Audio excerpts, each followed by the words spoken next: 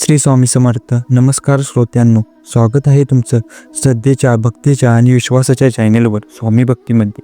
आज आपण जाणून घेणार आहोत एक असा उपाय जो फक्त एक सुपारी गुरुवारी ठेवायचा आहे, पण त्याचा परिणाम तुमच्या नशिबावर, आयुष्यावर आणि मनोकामनांवर थेट होतो. श्री स्वामी समर्थांच्या आशीर्वादाने हा उपाय अनेक भक्तांना लाभदायक ठरलेला आहे. चला हे रहस्य जाणून घेऊया. आपल्या पूजांमध्ये सुपारीचे महत्त्व फार आहे. ती केवळ पूजा साहित्य नाही, ती एक ऊर्जेचे माध्यम आहे. विशेषतः गुरुवार हा बृहस्पती देवाचा दिवस, ते ज्ञान, समृद्धी आणि सौभाग्याचे कारक. जेव्हा आपण गुरुवारी स्वच्छ सुपारी देवासमोर ठेवतो तेव्हा ते एक संकेत असतो. आपण आपल्या जीवनात सकारात्मकता आणि देवकृपा आमंत्रित करत आहोत.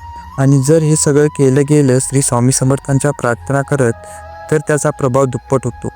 हा उपाय श्रद्धेने केलास तुझ्या मनातील सर्व इच्छा पूर्ण होतात, अडकलेली कामे मार्गी लागतात, आर्थिक अडचणी कमी होतात, घरात सुख शांती निर्माण होते आणि सर्वात महत्त्वाचं, मन शांत राहतं.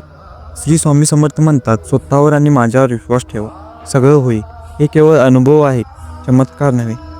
हे स्वामी कृपेचे प्रत्यक्ष परिणाम आहेत.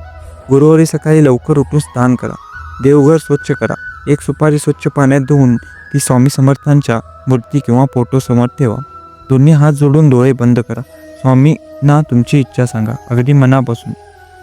शक्य असल्यास श्री स्वामी समर्थाय नमः हा जप 11 वेळा करा. हा उपाय 7 सलग गुरुवार करा. स्वामी भक्ती चॅनलवरच्या एका भक्ताने हा उपाय केला.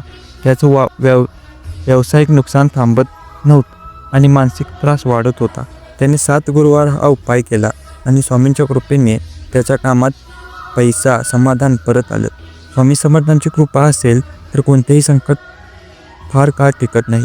उपाय करताना हे लक्षात ठेवा, मनात शुद्ध विचार असू द्या, नकारात्मकता टाळा, स्वामींच्या नावावर संपूर्ण श्रद्धा ठेवा.